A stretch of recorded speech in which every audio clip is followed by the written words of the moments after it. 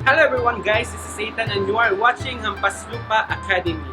So ngayon meron akong bagong segment at tinatawag ko itong Kitchenology. So itatry nating magluto ng mga pagkain or mga survival food or mga food na pwede natin pangkabuhayan in the future. So now, ang gagawin natin ay kimchi. Bakit nga ba kimchi? Kasi ngayon winter na dito sa Dubai, so it's the perfect timing para gumawa ng mga food para naman pang winter. Ang kimchi ay magandang gift for New Year and Christmas. So, watch out guys!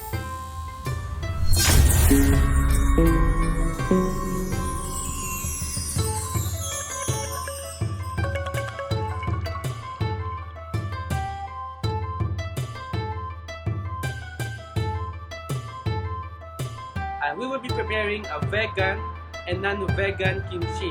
Ano nga bang pinagkaiba ng vegan at saka non-vegan kimchi? Yung vegan kimchi po, yun po yung kimchi na walang ingredients na galing sa animal. Kagaya ng patis na galing sa isda, shrimp, so yun yung vegan. Yung non-vegan naman, yun yung magiging traditional kimchi na parati natin ginagawa. So, watch out! Kung una natin gagawin ay ang paggawa ng brine. So, lalagyan natin ng asin.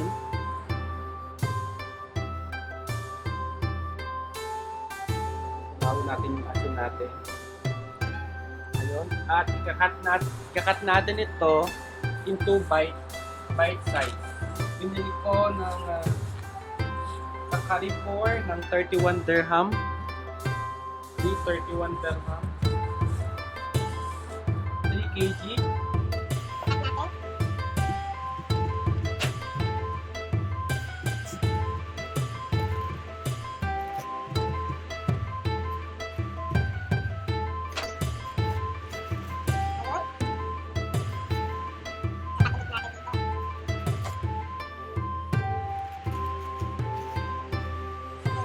Kasi nga, maliit yung container natin, so, ikat lang natin ito bite size. So, tinatanggal natin ito.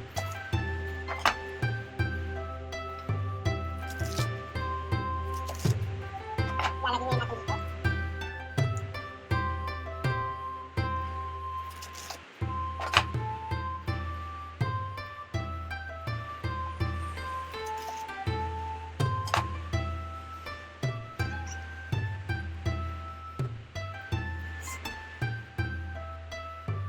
Ang next natin gagawin ay ang paggawa ng porridge. So we have two porridge na i-prepare. Una is the vegan, ang pangalawa is the traditional or the non-vegan porridge. So ano nga ba ingredients ng vegan? Ingredients ng vegan ay glutinous rice at saka sugar. And ang non-vegan naman ay of course glutinous rice at saka honey. So, yun yung kinaibahan nila. So, first, maglalagay tayo ng 1 cup ng glutinous rice. At dito, 1 cup ng glutinous rice.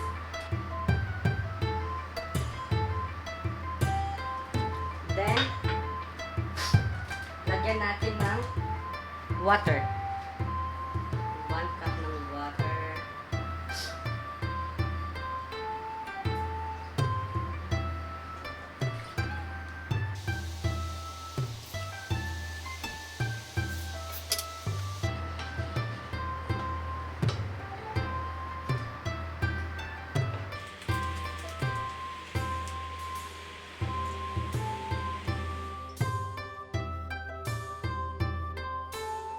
At this point, medyo thick na po yung ating sauce, porridge natin.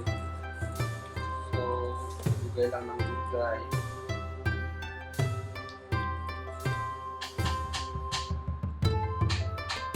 So now, lalagyan na natin ng sugar.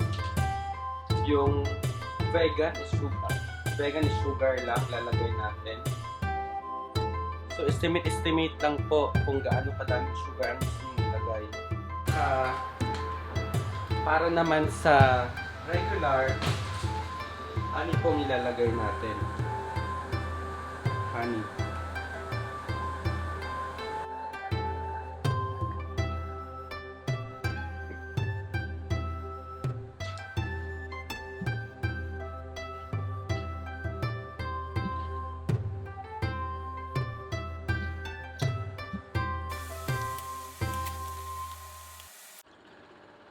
At ayun, luto na po siya kasi thick na siya at nag-glossy-glossy. Mukhang transparent na siya. So, pwede na ito.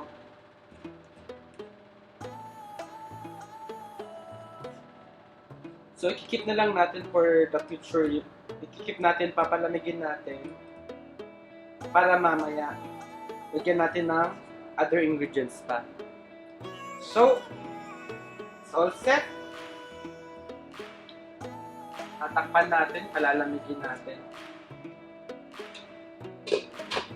Annyeong, and we are back.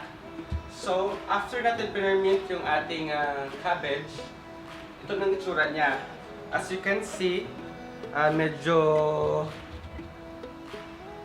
malambot na siya. And, edible na. So, ito na yung output natin ng pag-ferment natin ng ating cabbage. And then, ang next natin gagawin ay gagawa tayo ng sauce niya ng kimchi. Ang mga ingredients na kakailanganin natin dyan ay radish. So, nag-prepare ako dito ng 2 radish na this size. And then, carrots. So, mayroon akong 3 carrots dito. And then, of course, spring onions. So, ito siya, spring onions. And then, syempre, importante sa lahat, ang garlic, onion, at saka ginger. Sa case natin, ginrind ko na yung garlic, onion, at saka ginger. So, nandito na lahat para ready na to prepare. Bali, 3 cloves ng garlic, 2 onion, at konting-konting ginger. So, ito yan siya lahat. Now, ang gagawin natin ay slice natin ang carrot at saka radish into matchbox size. So, let's start. So, habang nagpe-prepare tayo mag-slice ng ating pagpasensya nyo na guys, hindi naman talaga ako expert sa pagluluto at hindi ako expert sa pag-slice ng mga bagay-bagay. So, hayaan nyo na po ako mag-slice according sa slice na alam ko. According sa paraang alam ko. So, ito siya. Disclaimer lang, hindi po ako expert sa pagluluto. So, mahal ko lang talaga ang pagluluto. So, habang ginagawa natin ito, gusto ko lang shout out yung mga kaibigan kong mga taga-explorer. Hello sa inyong lahat. So, ito po siya guys. Ito po yung output na hinahanap natin.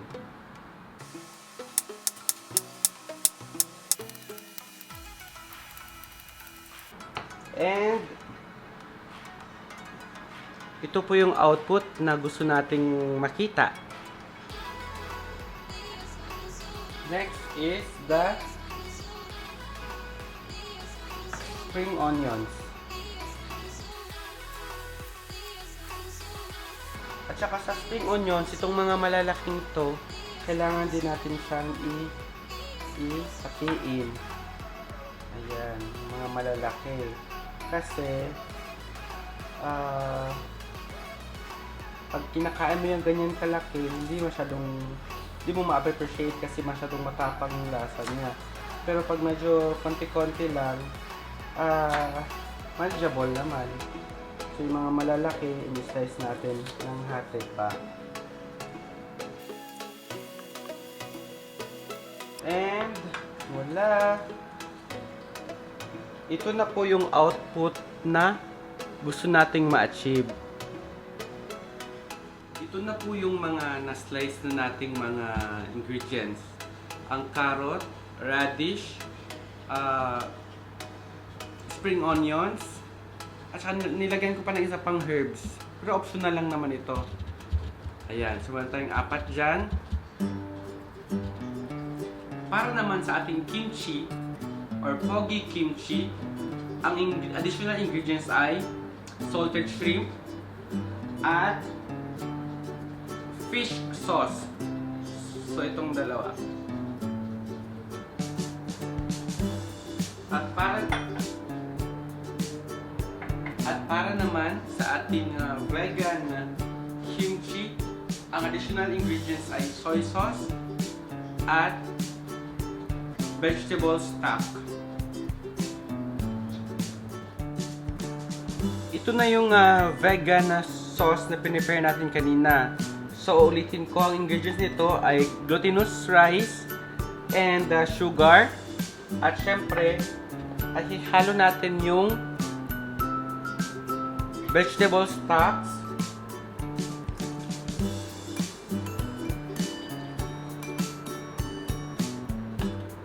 And then, lagyan natin ng toyo. Konti lang. For taste lang. Then, imimix natin.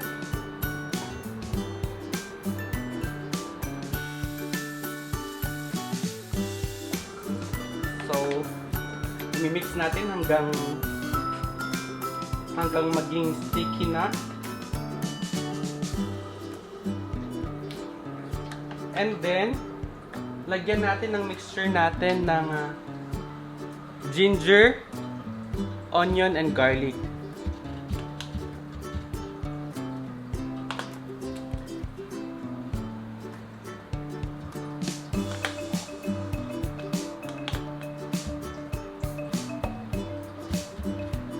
Mix natin ulit.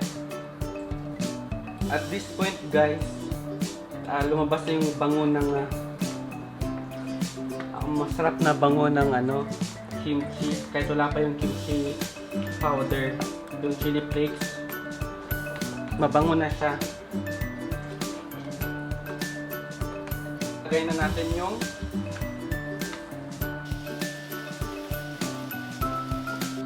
ito guys, pinabili ko pa talaga to sa Pilipinas.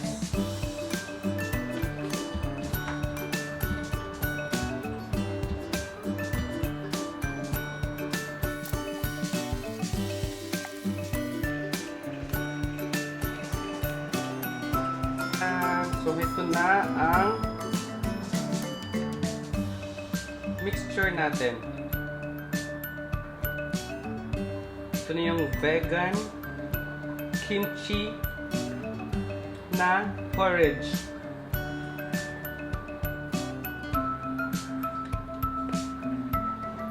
And then, isa-set aside muna natin to.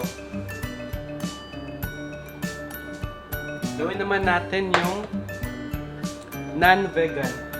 So, una, lagay natin tong fish sauce. Nasa sa inyo na yan guys kung gaano kadami yung gusto nyong ilagay. Ayan.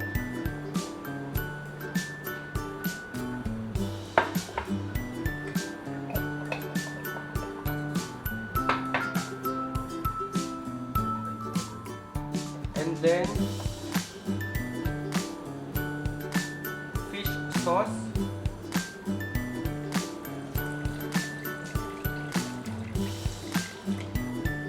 Ako guys, tansya-tansya lang yung sa akin. And then, yung mixture natin na garlic.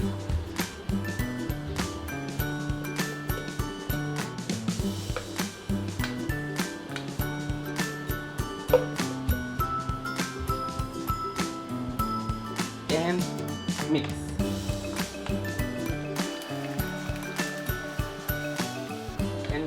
Add the kimchi powder.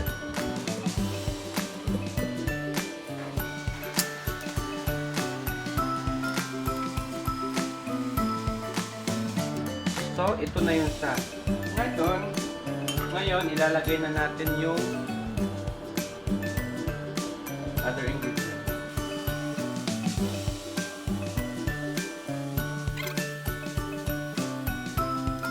Ito na yung first part ng ating kimchi.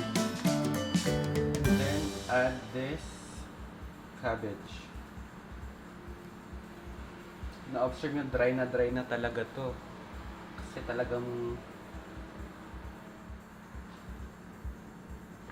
mix. Maganda sana guys kung gagamitan natin ng kamay. Maanghang. Aanghang yung kamay. So kaya gagamitan natin ng kutsara. Mix.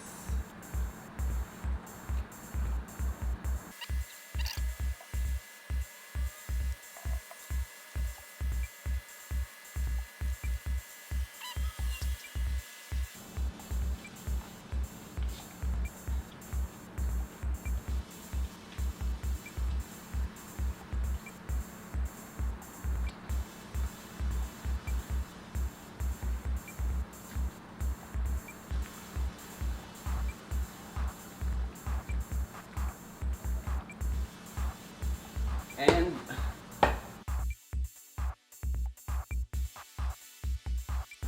next is the vegan.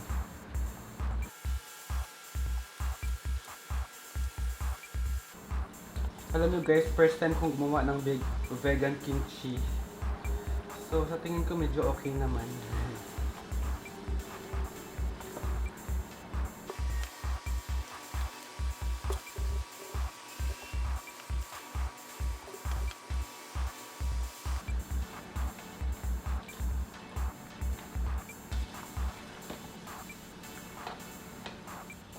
At ayan guys, tapos na po ang ating pogi kimchi at ang ating vegan kimchi.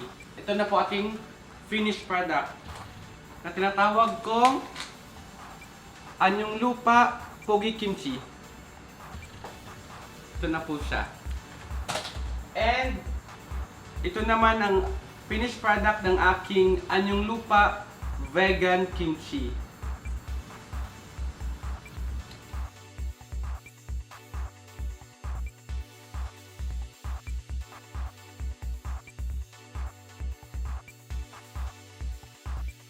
I hope na nagustuhan niyo yung aking video tungkol sa paggawa ng kimchi.